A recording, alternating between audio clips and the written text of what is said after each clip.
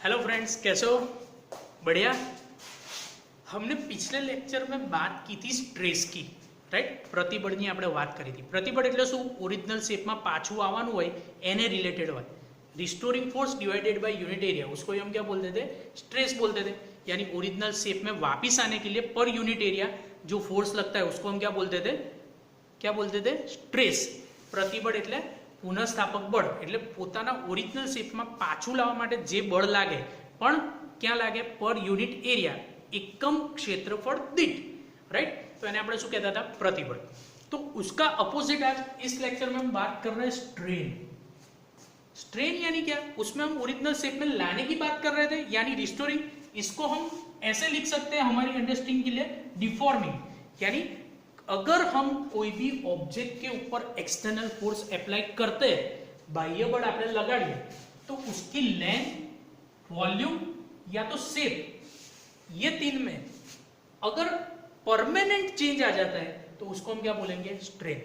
यानी जो ओरिजिनल अच्छा शेप है, अच्छा खासा दिख रहा है, उस पे ऊपर फोर्स लगा के उसका शेप क्या कर देना? पूरी तरीके से उसकी लेंथ, वॉल्यूम या शेप में क्या कर देना? Change, right? तो उसको ही हम क्या बोलते हैं? स्ट्रेन.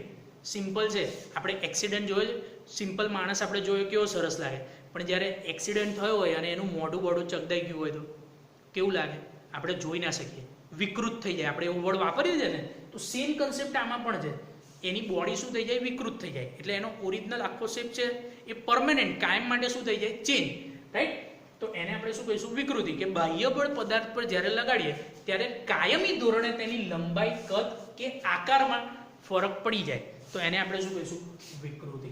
एक्सटर्नल फोर्स लगाने से परमानेंटली ये तीन में चेंज आता है. किसमें? लेंथ, वॉल्यूम एंड तीसरा क्या है? शेप. तो उसको हम क्या बोलेंगे? क्या बोलेंगे? स्ट्रेन. और इसका सिंबल क्या है? एप्सिलॉन. इसको बोलते हैं एप्सिलॉन. हाँ, याद रखना. अगर लेंथ के रिलेटेड है, जैसे हमने स्ट्रेस में तीन टाइप देखे थे, वैसे ही तीन टाइप यहाँ पे भी है.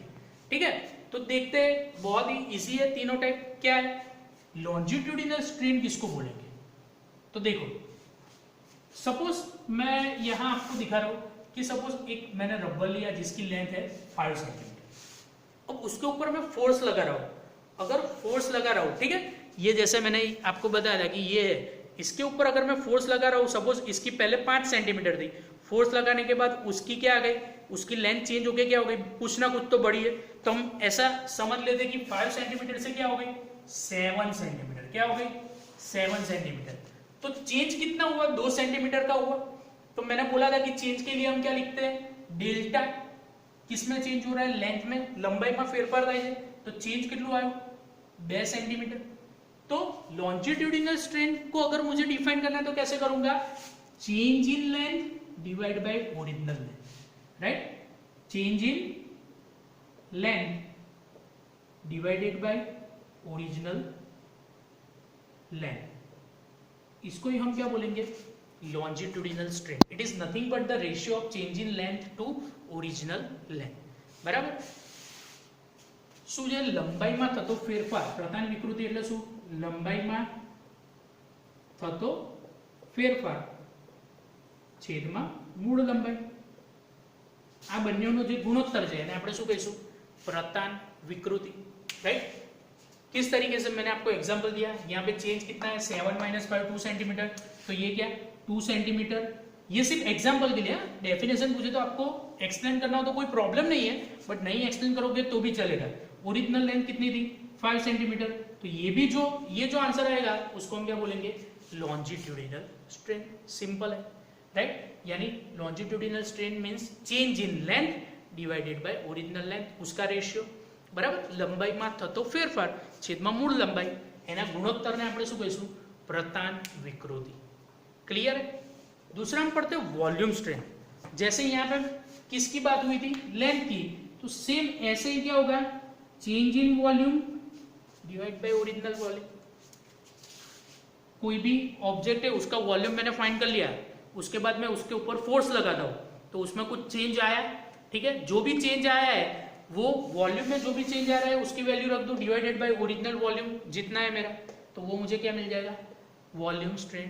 कद विकृति એટલે કદમાં થતો ફેરફાર, રાઈટ? છેદમાં મૂળ કદ.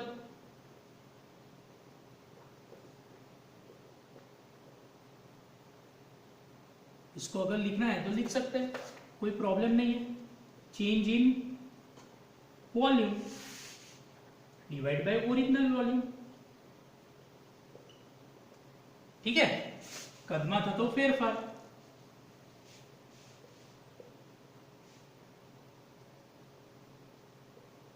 छेद में मूળ कद, सिंपल है, कोई दिक्कत नहीं है।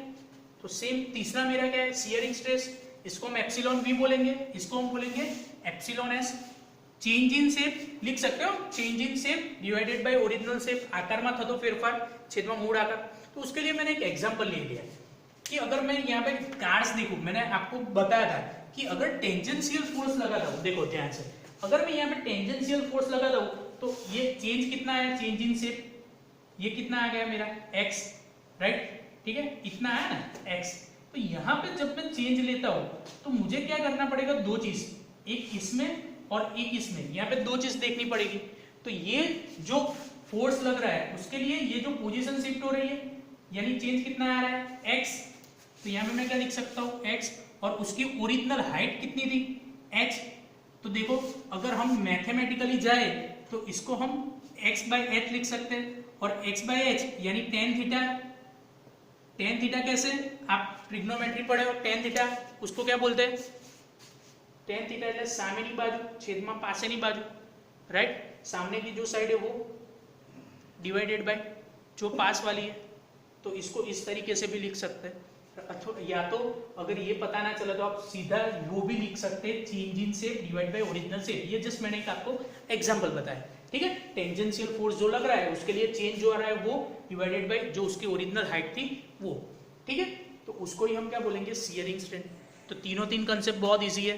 हमने क्या पढ़ा, स्ट्रेन। तो सबसे पहले स्ट्रेन किसको बोलते हैं कि एक्सटर्नल फोर्स लगाने की वजह से जो ऑब्जेक्ट है उसमें परमानेंटली उसकी लेंथ, वॉल्यूम या शेप अगर उसमें चेंज आ जाता है तो उसको हम क्या बोलेंगे फ्रेंड्स, स्ट्रेन, ठीक है। फिर उसके तीन टाइप पढ़े, कौन कौन से, लॉन्जिट्यूडिनल, वॉल्यूम, और तीसरा कौन सा था, शियरिंग।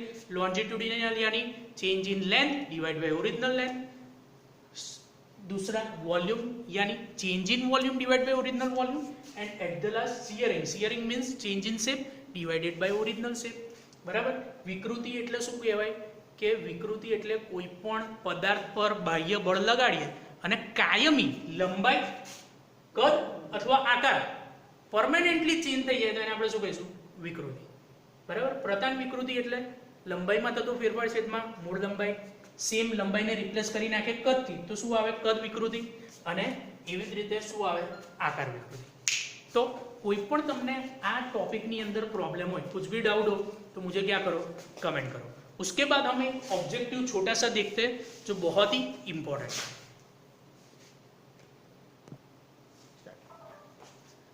तो फ्रेंड्स एक बहुत ही इंपॉर्टेंट ऑब्जेक्टिव 2 मार्क्स में कई बार एग्जाम में आता है, बहुत इंपॉर्टेंट है।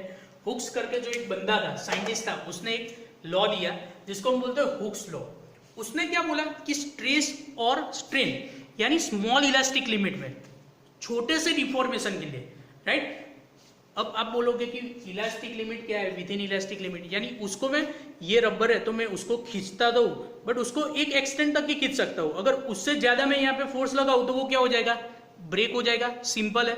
तो with in small elastic limit जो स्ट्रेस लग रहा है और जो स्ट्रेन लग रहा है वो एक दूसरे के क्या हो गए, एग्जैक्टली प्रोपोर्शनल में। जितना स्ट्रेस लगेगा उतना ही क्या है, स्ट्रेन लगेगा, राइट। नाना विरूपण माटे, नाना विरूपण એટલે બહુ જ થોડુંક આપણે બળ લગાડીએ કે જ્યાં સુધી પદાર્થ તૂટે નહીં।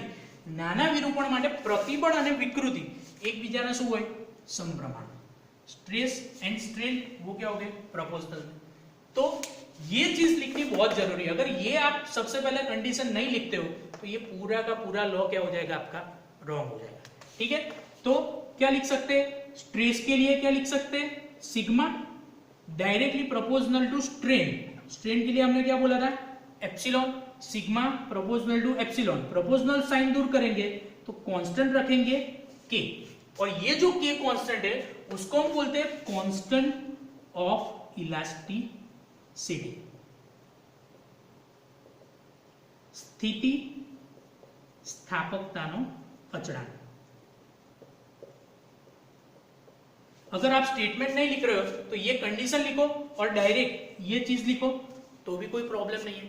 तो 2 मार्क्स में इतना आपको लिखना है और बहुत बार एग्जाम में आता है हुक का लॉ, ठीक है। छोटे से डिफॉर्मेशन के लिए small deformation, for small deformation, और we can say that for elastic limit, within the elastic limit stress is directly proportional to strain. નાના વિરૂપણ માટે પ્રતિબળ અને વિકૃતિ એકબીજાના શું હોય છે, સમપ્રમાણમાં। ओके, तो आज के लिए इतना काफी है, बात काम देखते हैं नेक्स्ट लेक्चर में। Till then enjoy.